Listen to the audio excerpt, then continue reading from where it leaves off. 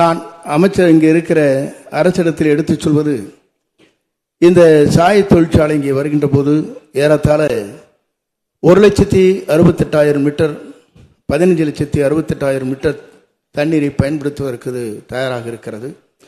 அதில் ப்ராசஸ் செய்ததற்கு பிறகு 45,000 லிட்டர் தண்ணீரை வெளியேற்றுவதற்கும் அனுமதி பெறுவதற்காக அவர் அந்த அனுமதியை பெற்றிருக்கிறார்கள். ஆக அப்படி வருகின்ற போது ஏறத்தாழ 49 நீரேற்று நிலையங்கள் இந்த ஆற்றிலே இருக்கிறது.